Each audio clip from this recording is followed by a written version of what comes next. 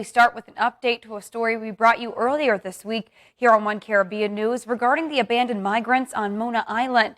We are now learning that officials are still working to process the group, and now several of them are actually being transferred to other detention centers outside of the island.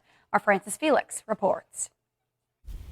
Desperation, hunger, and better living conditions led over 100 Haitians and 2 Dominicans to embark on a dangerous journey to Puerto Rico, which culminated on Mona Island, where smugglers abandoned them. Now, U.S. Customs and Borders have received this group of migrants. The migrants spent the night in the Reserve of Natural Resources Department in the middle of Mona Canal. The next day, they were transferred to Mayagüez, Puerto Rico, where CBP picked them up and take them to their facilities for processing. 63 of them are women. Also, some 5 children are part of the group. One of the factors that has led immigrants to make these illegal crossings is the poor living conditions in their countries. The turbulence that's going on in Haiti right now is leading a lot of their folks to leave Haiti, cross over into the Dominican Republic, and then rely on smugglers to bring them over to Puerto Rico. They are lied to by the smugglers. They are tricked into the smugglers into believing that it is a safe journey. And then when they're dropped off at Mona Island, quite often they are told, this is Puerto Rico. And Mona Island is part of Puerto Rico, but they don't understand that they're being lied to by the smugglers. They believe that they're landing on the main island of Puerto Rico and that there are going to be resources there for them. Garrett explained that smugglers don't view migrants as human beings, caring less about what could happen to them during these journeys. They don't view them as human beings. They view them as a commodity, and they view them as dollars and cents. And so the closer they get here, the closer they get to their final destination.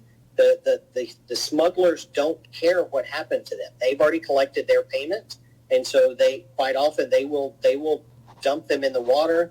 They will drop them off quite a ways from shore and force the migrants to swim the rest of the way to shore. This is not the only intervention authorities have made. Since October 21 to September of this year, the Coast Guard have carried out more than 80 interdictions of illegal trips near the Mona Passage and waters near Puerto Rico. So over the past year, we've seen the number of migrants entering the U.S.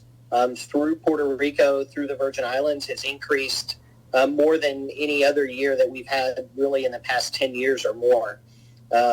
So as we've seen this started happening about a year ago, last October, and it continues now. So we're working with CBP Air and Marine, the U.S. Coast Guard. We're working with the Florida units of the Puerto Rican Police Department in what's called the CBIG, the Caribbean Border Interagency Group. And that's a group where we work together to try and stem the flow of things and people crossing the maritime borders of the U.S. illegally. But how much approximately these smugglers can charge for an illegal trip to Puerto Rico? We've seen smuggling fees anywhere from around $5,000 to $10,000 for each migrant making the trip from the Dominican Republic to Puerto Rico. That it is not worth the migrants' lives to take this trip. So, however far and wide your reporting goes, we rely on you to help us carry this message that it's just not worth anybody's life to take the risk. During the days in CBP custody, migrants will receive basic necessities and medical attention. A decision will be made by the authorities as for when and how they are going to be repatriated to Haiti. Reporting from San Juan, Puerto Rico, Francis Felix.